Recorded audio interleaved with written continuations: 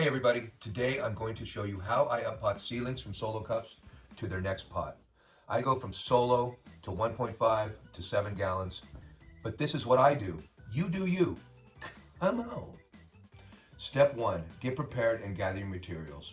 Here's your materials list. First you're going to want to get your seedlings in those solo cups, and then make sure that soil in those seedling cups is moist. You don't want it wet and you don't want it dry.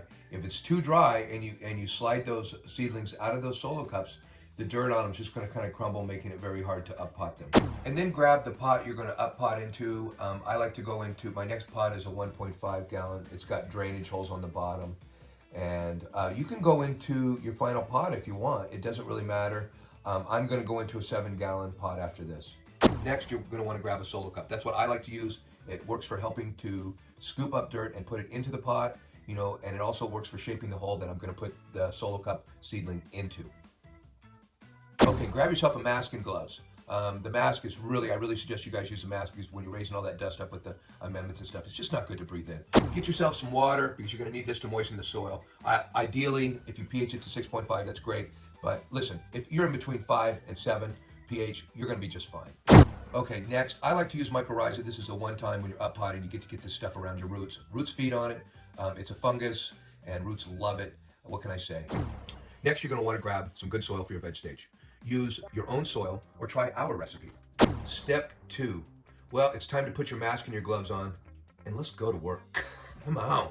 Step 3. Amend your soil if necessary. We're making our own soil, so we're going to amend it.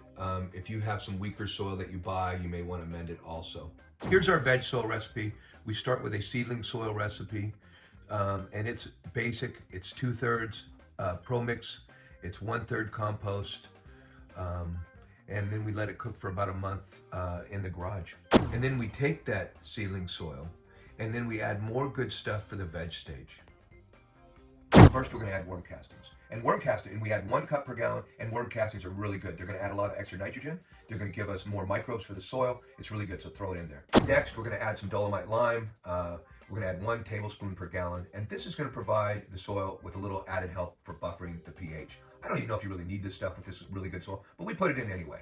So throw it in there. Next, I like to add bokashi. Bokashi is a super compost. It's just going to throw a lot of good stuff in my soil, and I throw it in there at 5 tablespoons per gallon, so throw it in there.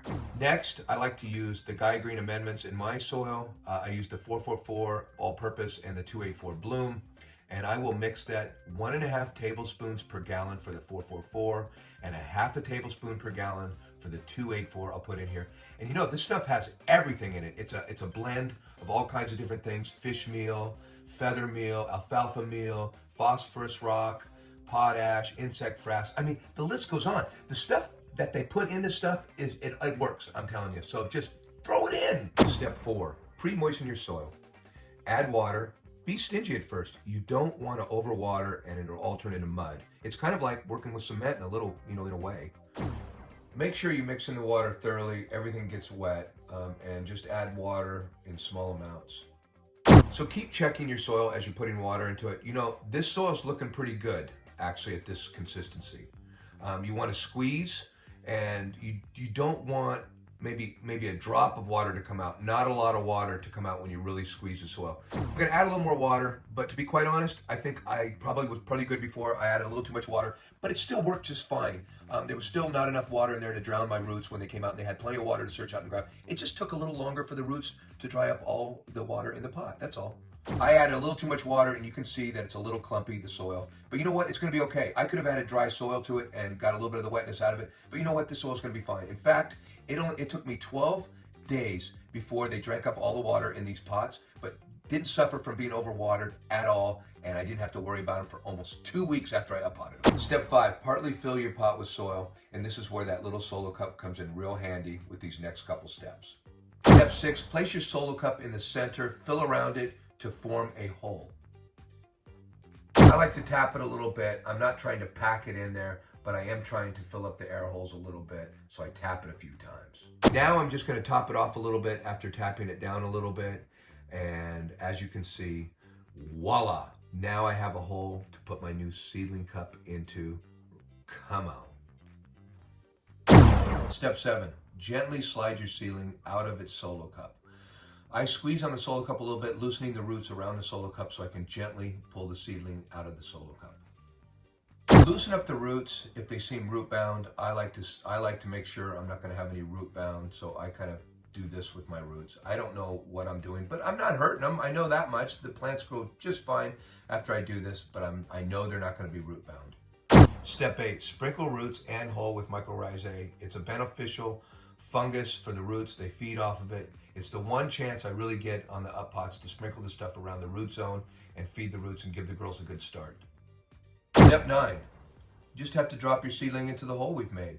Come on. Step 10, top it all off with a little bit of soil, up to the top where you see I've left a little bit of room. And I'm going to tap this down, so it's going to go down just a little itty bit, and then when the soil dries, it's going to shrink, and you're going to need to add soil to this after your first watering for sure. The pot is not going to look this full when it's time to water. And boom, you're done. Just tap it down a couple more times, get that loose soil packed with your new seedling, and then throw it in the tent, and you're not going to have to worry about these girls for another couple weeks. Come on. Okay guys, thanks for coming and watching how I up-pot my girls from the solo cup. These girls are looking really wonderful in their new homes, in their 1.5 gallon pots. This is a temporary home. You guys are going to get up-potted to a 7 gallon in a couple weeks, 2-3 weeks. They're going to be a lot bigger. Nevertheless, we're not going to have to worry about watering these girls the way we put the moisture in the soil for probably close to 2 weeks. We won't even have to worry about it. We just have to make sure we put the right light on them and wait until they dry out until we give them their first watering. Hey, happy growing, Gromies. I hope you guys liked the video. Come on! That's good. That's good.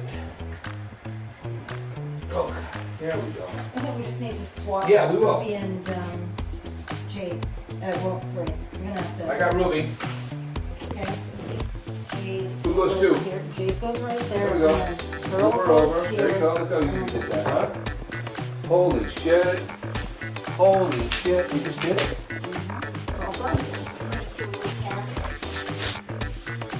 Of all the. Oh, fuck! It was recording the whole time.